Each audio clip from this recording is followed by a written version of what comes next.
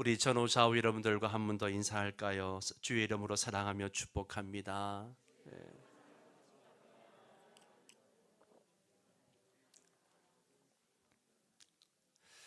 어떤 낚시꾼이 낚시를 하러 갔습니다. 한 손에는 낚싯대를 들고 있었고요, 또 한 손에는 자를 들고 있었습니다. 이 낚시꾼이 열심히 고기를 낚더니만 낚은 고기들마다 다 자를 재보는 거예요. 자로 재보고 자보다 크면 버리는 거예요. 그리고 자보다 작으면 그걸 통에 담습니다. 옆에 있던 사람이 묻습니다.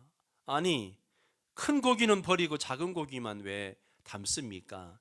라고 하니까 이 사람이 하는 말이, 우리 집에 후라이팬이 25cm밖에 안 돼 가지고요, 튀겨 먹으려면 25cm보다 작아야 됩니다.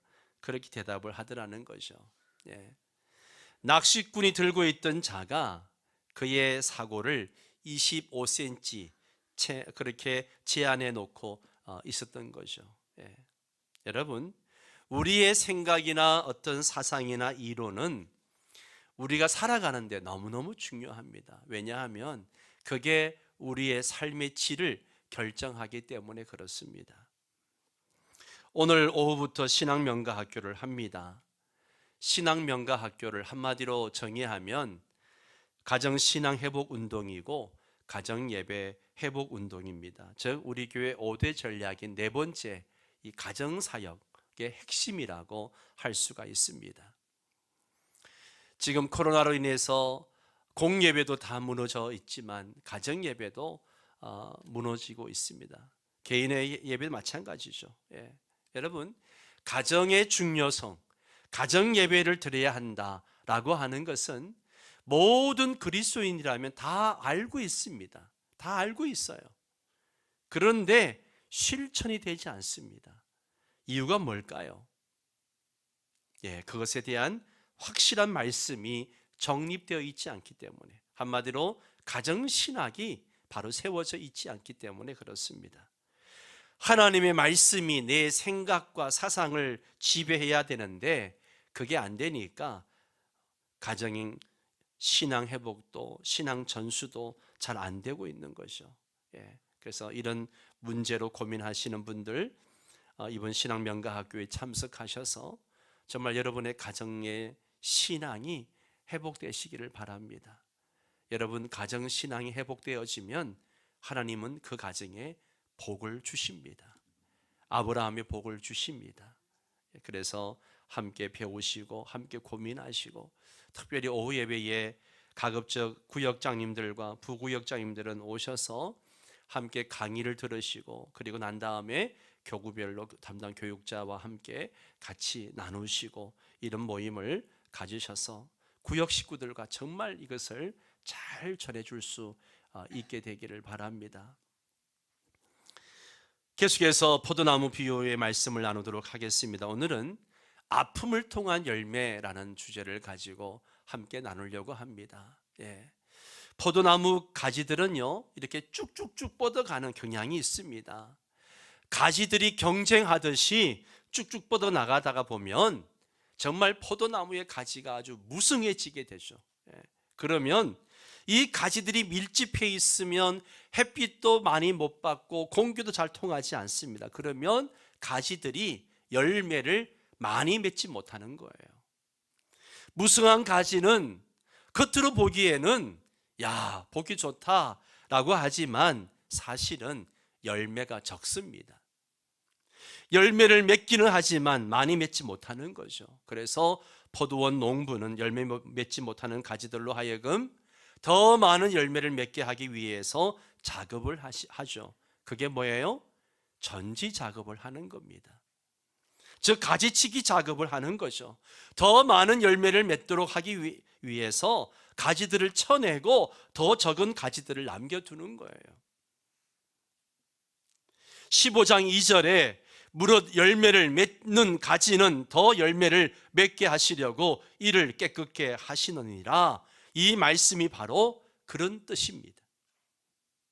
무릇 열매를 맺는 가지, 이 본문을 헬라 원문을 보면 열매를 맺는 모든 가지, 이런 뜻을 가지고 있습니다. 열매를 맺는 모든 가지를 하나님, 포도원 농부 되신 하나님 아버지께서 예외 없이 가지치기 작업을 하신다는 거예요. 예. 아버지 하나님이 하시는 가지치기가 그러면 무엇일까요? 뭘까요? 그것은 바로 연단입니다. 연단. 예. 여러분이 이 진리를 깨닫게 되면 시련과 연단을 보는 여러분의 눈이 달라질 것입니다. 아마 지금 여러 가지 연단과 시련 속에 고통스러워하고 힘든 시간들을 보내고 있으면서 왜 나에게 이런 고통이 있을까? 왜 이런 일들이 나에게 있을까? 고민하고 힘들어하시는 분들이 오늘 말씀의 진리를 깨달으면 크게 위로가 되고, 그리고 모든 질문들이 풀어지는, 해답을 얻는 그런 시간이 되리라 생각합니다. 여러분이 당하는 고통과 시련은 우연히 당하는 것이 아닙니다. 여러분의 고통과 시련은 여러분을 향한 하나님의 사랑의 증표입니다.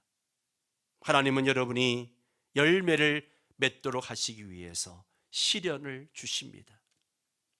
하나님은 여러분에게 열매를 더 맺도록 하시기 위해서 때로 아픔을 우리에게 허락하십니다. 여러분이 오늘 제가 드리는 말씀을 이해하시게 되면 여러분의 갈등과 질문들은 많이 해결될 것입니다. 하나님, 저는 모든 것을 내려놓고 하나님이 원하시는 일을 하려고 하는데 왜 제 기도에 응답하시지 않습니까? 언제까지 기다려야 합니까? 이 고통이 언제 끝납니까? 하나님, 제게 무엇을 더 원하십니까? 매일매일 부르짖고 몸부림치는데 왜 기도 응답을 해주시지 않습니까? 제게 복을 안 주시기로 작정하셨습니까? 하나님을 신뢰하고 살지만 때때로 맥이 빠집니다. 여러분이 이런 질문을 하시고 이런 갈등을 겪으신다면 오늘 말씀을 들으시면서 그 갈등들이 해소되어지고 질문들이 해결되는 것을 발견하실 것입니다. 사실 징계와 연단은 칼로 두부 베듯 갈라놓을 수 있는 게 아니죠. 징계 속에 연단이 포함되어져 있고 연단 속에 징계가 포함되어져 있습니다. 그러나 하나님께서 열매를 맺지 않는 가지와 같은 신자들을 징계하시고 또 적은 열매를 맺는 가지와 같은 신자들을 연단하십니다. 이렇게 징계와 연단을 구분해서 생각하면 우리가 우리의 시련을 더 잘 이해할 수 있습니다. 징계와 연단이 어떻게 구분이 될까요? 여러분이 징계와 연단을 받고 있다는 것을 알 수 있는 방법이 무엇일까요? 그것은 고통을 통했습니다. 고통을 통해서. 여러분은 고통을 통해서 내가 지금 징계를 받고 있구나, 내가 지금 연단을 받고 있구나 하는 것을 깨닫게 됩니다. 하나님은 아픔을 통해서, 고통을 통해서 우리에게 말씀하십니다. 여러분, 우리가 살다 보면 질병으로, 물질로, 관계로 여러 가지 시련을, 고통을 당하면 그때서 우리가 하나님의 뜻을 생각하게 되죠. 징계도 고통, 연단도 고통이라는 면에서 징계와 연단은 같습니다. 그러나 왜 징계를 받고 왜 연단을 받습니까? 징계는요, 우리가 열매가 없어서, 즉 뭔가 지속적으로 잘못하는 것이 있어서 받는 게 징계입니다. 연단은 우리가 열매가 있기는 하지만 열매가 적어서 뭔가 잘하고는 있지만 좀 더 잘하라고 주시는 게 연단이에요. 징계나 연단을 하시는 아버지 하나님의 소원이 무엇일까요? 아버지 하나님은 징계를 통해서 우리가 열매 맺기를 원하십니다. 연단을 통해서 우리가 열매를 더 많이 맺기를 원하세요. 징계나 연단을 받을 때 우리가 어떻게 해야 됩니까? 어떻게 해야 됩니까? 징계를 받을 때는요, 내가 짓고 있는 죄를 빨리 끊어버려야 됩니다. 지속적으로 짓는 죄를 끊어버려야 됩니다. 여러분, 연단을 받을 때는 내 마음대로 하는 내 자아가 깨어지고 부서져야 되는 거예요. 징계를 받을 때는 죄책감과 슬픔을 느끼고 그 죄에서 돌이키고 회개해야 됩니다. 연단을 받을 때는 전능하시고 전지하시고 선하신 하나님을 신뢰하고 하나님께 만사를 맡겨야 합니다. 우리가 복음으로 사람을 살리고 키우고 고치는 생명사역에 지장되거나 방해되는 일을 하고 있다면 정리해야 됩니다. 징계는 우리가 죄 짓는 것을 중지하면 그치게 됩니다. 연단은 하나님이 원하시는 수준의 작업이 완성될 때 그치는 거죠. 아버지 하나님이 가지치기, 즉 징계를 하실 때 이 죽은 가지나 죽어가고 있는 가지는 가차없이 잘라버리십니다. 하나님은 우리가 하는 일 중에 아무 의미가 없이 형식만 남은 죽은 활동이나 죽어가고 있는 활동을 잘라버리십니다. 이것저것 너무 많은 활동을 하지 말고 몇 가지에 집중해서 좋은 열매를 많이 맺으라는 것이죠. 또한 아버지 하나님은요, 우리의 이기적인 습관들을 잘라버리십니다.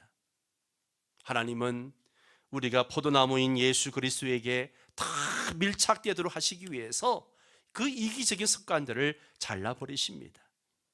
하나님은 우리가 열매를 맺을 때 더 큰 열매를 맺고 더 좋은 열매를 맺도록 하시기 위해서 우리의 인격을 연단도 하십니다. 갈고 닦는 것이요. 하나님은 우리가 새로운 열매를 맺도록 징계하시기도 합니다. 우리가 은퇴하고 나서 이제 그동안 열심히 일했으니까 좀 여행이나 다니며 낚시나 하며 이제 좀 즐기며 살아야겠다라고 이야기할 때 하나님이 끊임없이 우리 마음속에 나의 경험과 지혜를 가지고 섬길 수 있는 선교 사역이라든지 새로운 사역으로 인도하시기도 하십니다. 우리에게 새로운 열매를 맺도록 작업을 하시는 거죠. 하나님은 여러분을 사랑하시기 때문에 여러분이 더 많은 열매, 더 좋은 열매를 맺도록 하시기 위해서 때때로 여러분이 이해하기 힘든 연단도 하십니다. 하나님은 여러분의 것을 빼앗아 가시기 위해서 하시는 것이 아니라 여러분에게 진정으로 풍성한 삶을 누리도록 하시기 위해서 연단하십니다. 하나님 너무하시지 않습니까? 이런 질문이 나오는 연단도 때로 하시는 거예요. 하나님은 여러분이 가장 사랑하는 가족들까지 하나님께 바치기를 원하십니다. 그렇다고 여러분의 가장 사랑하는 가족들을 모두 다 신학교를 보내고 선교지로 보내라는 것이 아니에요. 하나님께서 아브라함이 가장 사랑하는 이삭을 바치라고 하신 것은 이삭을 빼앗아 가기 위한 것이 아니라 이삭을 통하여 더 풍성한 복을 주시기 위해서 그렇게 하신 겁니다. 성경 파노라마로 유명한 월킨슨 목사님이 아이들을 너무 좋아하고 사랑하고 가족들을 사랑하니까 하나님께서 마음속에 아이들을 내어놓아라 라고 이야기를 하십니다. 그러니까 이 월킨슨 목사님이 아이들을 내어놓지 못하겠습니다라고 거절하다가 나중에 드디어 주님, 제 사랑하는 아내와 아이들도 주님께 바칩니다 라고 고백을 했다고 합니다. 자신의 아내와 아이들이 더 이상 나의 소유가 아니라는 것이죠. 아내와 아이들을 사랑하고 돌보지만 그들이 자신의 소유가 아니라 하나님의 소유라는 것입니다. 자신의 사랑하는 아내와 아이들에 대한 소유권을 하나님께 분명히 넘긴 것이죠. 주님, 저희 아내와 아이들을 어느 분야에 있든지 주님이 기뻐하시는 대로 사용해 주시옵소서. 여러분, 주님께 넘겼더니 주님이 더 크게 사용하시더라는 거예요. 하나님이 우리가 가장 사랑하는 가족들까지 바치라고 하시는 것은 우리에게 좋은 것을 빼앗아 가시기 위한 것이 아닙니다. 우리가 가진 모든 것이 하나님의 것이라는 것을 확인하고 그렇게 살라는 거예요. 우리가 가진 모든 것을 하나님이 기뻐하시는 방향으로 사용하겠다는 것을 확인하면서 살라는 것입니다. 하나님은 때때로 우리의 돈과 재산을 바치라고 하실 때도 있습니다. 돈과 재산은 사실 가장 내어놓기 힘든 것이죠. 돈이 없으면 아무것도 할 수 없고 돈이 없으면 굶어 죽는 것이 상식입니다. 하나님은 때때로 이런 상식을 초월한 헌신을 요구하십니다. 하나님은 우리의 재산과 우리의 시간과 우리의 충성을 요구하십니다. 하나님은 우리가 꽉 쥐고 놓지 않는 것을 하나님을 위해 내놓으라고 하실 때가 있습니다. 하나님은 때때로 우리의 명예까지도 내놓으라고 하십니다. 하나님은 우리의 기본적인 이 자존심까지 내려놓게 하실 때가 있습니다. 월키스 목사님은 성경 파노라마로 굉장히 유명하신 분이고 전 세계적으로 성경 파노라마를 보급하신 분인데요, 오늘 하나님께서 야, 너 그 사역 내려놔 라고 말씀하십니다. 아니 하나님, 이건 내가 만든 거고 내가 이렇게 만들어서 보급한 건데요. 아니야, 너 내려놔. 하나님 말씀하십니다. 월키스 목사님이 그 사역을 다 위임하고 내려놓는 거예요. 하나님은 때로는 우리 알 권리까지 허락하시지 않습니다. 2주 전에 조이스 마이어의 경우를 말씀을 드렸습니다. 어린 시절부터 친아버지한테 학대를 당하고 성폭행을 당했습니다. 하나님, 제가 그토록 당할 때 하나님 어디 계셨습니까? 제게 왜 그런 고통을 당하도록 내버려 두셨습니까? 왜 이런 질문을 계속 던지는 동안에 조이스 마이어의 마음에는 평안이 없었습니다. 더욱더 비참해지기만 했습니다. 그러다가 하나님 왜 그런 고통을 허용하셨는지 모른다 할지라도 선하신 하나님을 신뢰하겠다라고 마음 먹고 난 다음부터 그의 마음에 평안이 찾아오고 일이 풀리기 시작했다는 거죠. 하나님께서 어떤 경우는요, 우리가 질문할 때 여러 가지로 대답해 주십니다. 우리가 왜 그 일을 당하는지 알게 해 주십니다. 그러나 하나님이 욥의 경우처럼 우리가 시련당하는 이유를 말씀하시지 않을 때가 더 많습니다. 우리에게 알 권리까지 허락하시지 않는 경우죠. 이것은 하나님의 정말 높은 수준의 연단이죠.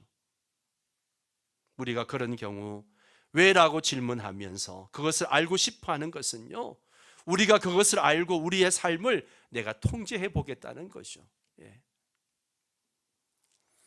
우리는 하나님에게 왜 이런 일이 내게 일어납니까? 언제까지 이런 고통을 당해야 합니까? 하는 질문을 하고 그 대답을 알기를 원합니다. 그러나 하나님은 그럴 경우 이렇게 말씀하시죠. 사랑하는 딸아, 사랑하는 아들아, 네가 몰라도 나는 다 알고 있단다. 나는 나의 독생자 예수를 십자가에 내어줄 정도로 너를 사랑하는 너의 하나님 아버지란다. 나를 믿기만 해라. 내가 알아서 할 테니까 너는 지금까지 나를 그렇게 믿었던 것처럼 나를 믿기만 해라. 네가 알고 싶어하는 이유까지도 내게 맡겨라. 네가 찾고 싶어하는 권리도 내게 맡겨라. 너의 두려움과 염려와 근심도 내게 맡겨라. 나는 너를 지극히 사랑하는 너의 아버지 하나님이란다. 주님이 말씀하시는 거죠. 하나님이 우리의 사랑하는 가족들, 우리의 재산과 시간, 우리의 명예, 우리의 알 권리를 내려놓게 하실 때에 우리에게 있는 모든 것을 다 빼앗아 가려고 하시는 게 아니에요. 하나님은 우리에게 주신 선물보다 하나님 당신이 더 좋은 분이라는 것을 믿게 하시기 위해서입니다. 하나님은 우리가 욥처럼 주신 자도 여호와시요 취하신 자도 여호와시오니 여호와 이름이 찬송을 받으실지니이다 라고 고백하게 하십니다.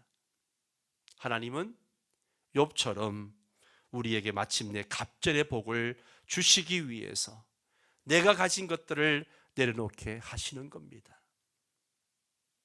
여러분, 요셉을 보십시오. 노예로 팔리고 억울한 죄수로 감옥에 들어갔습니다. 하나님이 요셉을 괴롭히시기 위해서 그런 아픔을 허용하셨습니까? 아닙니다. 요셉을 국무총리로 만드셔서 자기 동족을 구원하시기 위해서였습니다. 여러분, 바울을 보세요. 성도들과 교회와 복음을 위하여 그가 그 자신을 관제로 바치는 것도 기뻐하고 기뻐한 사람이었습니다. 그런 바울이 자기 아픈 몸 좀 낫게 해달라고 기도했을 때에 하나님이 왜 안 고쳐주셨을까요? 바울로 하여금 그런 아픔을 통해서 사람이 약할 때 강하신 하나님의 능력을 알게 하시기 위해서입니다. 겸손하게 하나님만 의지하고 하나님만 높이면서 하나님의 능력과 영광을 드러내게 하시기 위함이었습니다. 많은 열매를 맺는 신자는요, 가장 많이 연단된 신자입니다. 가장 큰 복을 받는 신자는요, 가장 많이 연단된 신자입니다. 가장 행복한 신자는 가장 많이 연단된 신자입니다. 가장 큰 기쁨을 맛보는 신자는요, 가장 많이 연단된 신자예요. 이거는 목회 경험을 통해서 또 성경 말씀을 통해서 우리가 깨닫게 됩니다. 하나님은 이렇게 아픔을 통해서, 고통을 통해서 열매를 맺게 하십니다. 여러분이 겪는 시련의 아픔이 다 하나님께서 여러분에게 풍성한 삶을 주시기 위해서 작업하고 계시는 그런 시간들입니다. 현재의 아픔이 미래의 열매인 것입니다. 우리가 시련 당할 때에는 주님께 더 가까이 다가가서 주님의 생명을 빨아 먹어야 됩니다. 여러분, 나무를 보세요. 나무가지는 바람이 불어오면요, 더 바짝 달라붙습니다. 폭풍이 나무를 뽑아버릴 것 같이 사납게 불 때도 가지들은요, 둥치에 찰싹 달라붙습니다. 주님께서 어떤 폭풍우 때는 우리의 보호막이 되어 주시지만, 또 어떤 폭풍우 때는요, 우리가 주님께 더 가까이 오도록 만드시는 거예요. 우리가 시련 당할 때에는 시련을 통해 유익을 본다는 것을 알고 하나님을 의지하면서 기뻐해야 합니다. 하나님이 주시는 시련 앞에서 불평하거나 반발하지 마십시오. 죄와 타협하거나 고통이 없는 것으로 도망하려고 하지 마십시오. 고통에 초점을 맞추기보다는 아픔을 통한 열매에 초점을 맞추셔서 하나님을 의지하면서 기뻐하시기를 바랍니다. 유명한 학자여 목회자였던 윌리엄 생트스가 그렇게 열심히 사역하고 목회했는데 루게릭병에 걸려서 이제 죽어가고 있다는 진단을 받게 됩니다. 4가지 결심을 하고 그가 그것을 충실하게 지켜나갑니다. 첫째, 나는 결코 불평하지 않겠다. 결코 나는 불평하지 않겠다. 두 번째, 나는 집안을 항상 밝게 만들겠다. 셋째, 나는 받은 축복을 세어보겠다. 마지막 4번째, 나는 시련을 유익으로 바꾸겠다. 우리도 시련 당할 때에 불평하거나 우울해하지 말고 하나님이 주신 복들을 세어보면서 시련을 유익으로 바꾸어 나갈 수 있기를 바랍니다. 우리가 시련 당할 때에 하나님의 사랑을 확인해야 됩니다. 딸이 아버지에게 이런 고백을 합니다. 아빠, 저는 오랫동안 아빠를 이해할 수가 없었어요. 왜 저를 그렇게 단속하고 구속하는지 잘 몰랐어요. 저는 아빠가 너무 부담스러웠어요. 어떤 때는 어리석고 야비하다고 생각도 했어요. 그래서 아빠를 굉장히 많이 욕하고 미워하기도 했어요. 그렇지만 아빠, 지금 저는 아빠가 줄곧 좋은 아빠가 되시기 위해서 노력하셨다는 것을 알아요. 아빠는 항상 제게 가장 좋은 걸 주시려고 했어요. 제가 아무리 못되게 굴어도 저를 포기하지 않고요, 제가 아무리 때를 써도 저에게 늘 그늘이 되어 주셨어요. 아빠를 알고 나니까 너무 미안해서 사과하려고 왔어요. 아빠 죄송해요. 딸이 아빠의 사랑을 확인한 것처럼 우리도 하나님의 사랑을 확인하고 믿어야 합니다. 나는 사랑을 못 느껴도 사랑을 믿는다. 나는 하나님이 침묵하셔도 하나님을 믿는다. 유럽의 한 감방에 기록되어진 글귀입니다. 우리가 시련을 당할 때에 하나님이 어디 계신지 느껴지지 않아도 사랑의 하나님이 우리가 열매 맺도록 작업하신다는 것을 믿어야 합니다. 여러분, 이스라엘은 석유 한 방울 나지 않습니다. 주변을 둘러싼 중동 산유국 중에 상당수가 적대국이기 때문에 이스라엘에게는 석유를 팔지도 않는 거예요. 결국 멀리 북해 유전에 가서 석유를 사가지고 와서 사용해야 했습니다. 이것은 이스라엘이 겪는 아픔이었습니다. 그런데 이스라엘은 이런 아픔을 통해서 태양에너지 발전과 전기자동차 보급으로 10년 안에 석유 의존 경제에서 완전히 탈출하는 열매를 맺게 됩니다. 2019년도에 한국 대법원이 일제강점기 강제징용 피해자들에 대한 일본 기업의 배상 책임을 인정했을 때 일본이 꺼낸 카드가 뭐예요? 경제보복이었습니다. 반도체 및 디스플레이 핵심 소재 세계 품목 브라수소 레지스트 브라폴리이미드에 대한 한국 수출 규제를 강행을 한 것입니다. 반도체 공정에 꼭 필요한 소재의 80~90%를 일본이 공급하고 있는 상황에서 이런 조치는 우리나라 핵심 산업인 반도체 산업이 타격을 입는 것은 당연한 거였습니다. 그러나 이것을 계기로 한국 기업들이 국산화를 만들기 위해서 노력을 했고 전화위복이 되어서 지금은 상당수가 국산화를 이루어서 많은 열매를 맺고 있는 것을 봅니다. 여러분, 진흙 그릇을 햇볕에 그대로 두면 항상 진흙 그릇일 수밖에 없습니다. 그러나 이 진흙 그릇이 풀무불을 통과하게 되면 뭐가 돼요? 도자기가 되는 거예요. 진흙 그릇이 풀무불의 아픔 속에서 도자기로 바뀌는 겁니다. 사랑하는 우리 명성의 성도 여러분, 오늘의 아픔이 반드시 내일의 열매로 변화될 것을 믿음으로 바라보시면서 여러분을 연단하는 시련을 믿음으로 잘 견뎌내시기 바랍니다. 긴 코로나의 불황 속에서 여러 가지 고통을 당하는 많은 성도들이 있습니다. 이 아픔을 통해서 오히려 열매를 맺는 그런 은혜가 여러분들 가운데 충만하기를 기원합니다. 다 함께 일어나셔서 함께 찬양하고 기도하도록